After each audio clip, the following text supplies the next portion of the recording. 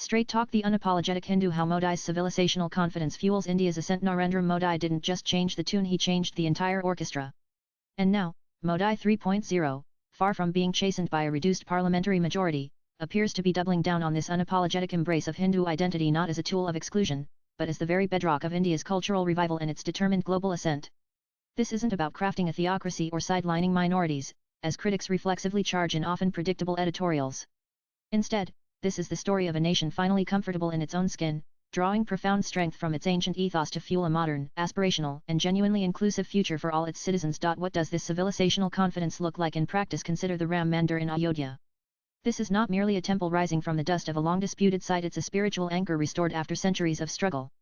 Past governments, paralyzed by political calculations, allowed the issue to fester. Narendra Modi's approach was different: facilitate a resolution through due legal process, then embrace the outcome as a national moment of cultural reclamation, not a slight against any community, but India making peace with a significant, long-denied part of its own history. India finally looked in the mirror and, instead of flinching, decided to own its reflection with pride. The abrogation of Article 370 tells a similar tale of civilisational assertion. To some, scrapping the special status of Jammu and Kashmir would appear like an overhyped legislative amendment. On the contrary, it was a bold act of national integration, fully weaving a region historically, geographically, and culturally an inseparable part of India's civilisational tapestry into the national mainstream.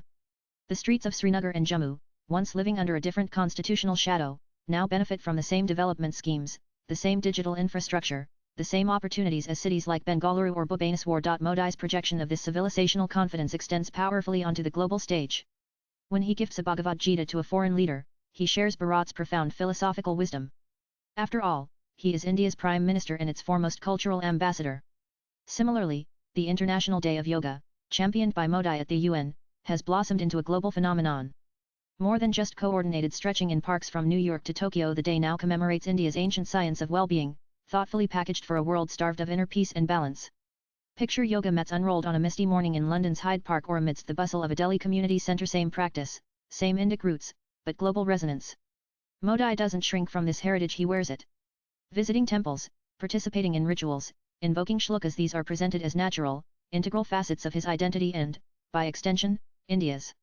Why, indeed, should they be otherwise? Internally, a less visible but equally vital project is underway, fostering greater unity within Hindu society itself. India's majority community is no monolith. For centuries, it has been fragmented by caste hierarchies, regional specificities, and sectarian interpretations. Modi's consistent call for Samajik Samrista, social harmony, and his denouncement of caste discrimination aim to bridge these historical fissures. After all, the BJP and RSS's project is much larger, attempting to forge a more cohesive, resilient Hindu identity, one capable of navigating the complexities of the 21st century after enduring centuries of Abrahamic and European colonial assaults that sought to dismantle it. He understands that a fractured and internally conflicted majority cannot provide a stable anchor for national progress.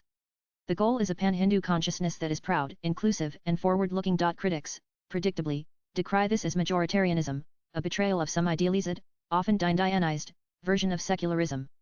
But their preferred model often translated into a peculiar reticence about the majority's heritage, a public square where one faith was expected to whisper while others could speak freely.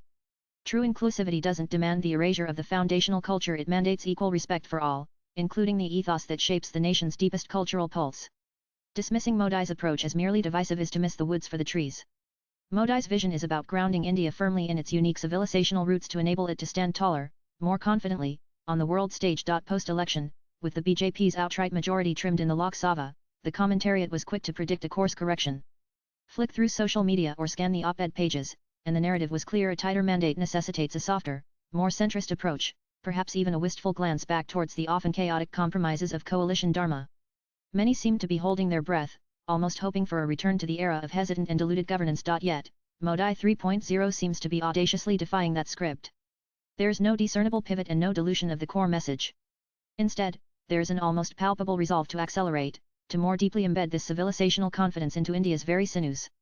The election results, nuanced as they undoubtedly are by local factors, are seemingly not being interpreted as a wholesale rejection of this foundational vision. Rather, the mandate appears to have invigorated the mission to make this cultural anchoring the unshakable bedrock of Viksit Bharat. Swipe left for next video. This unapologetic civilisational stance resonates precisely because it is coupled with tangible governance and a relentless focus on development for all. New highways slicing through formerly disconnected regions, UPI transactions empowering the smallest street vendor, solar panels glinting on rural rooftops, India's enemies being eliminated. These are daily affirmations that heritage and progress are not mutually exclusive but mutually reinforcing. For too long, India was presented with a false dichotomy: cling to your past or race towards an ill-defined future. Modi's bold proposition is that the two are inextricably intertwined. A nation unmoored from its cultural anchorage drifts aimlessly, but one that embraces its roots with confidence and clarity walks with purpose towards its destiny. Views expressed in the above piece are personal and solely those of the author. They do not necessarily reflect NEWS18's views. Latest blogs.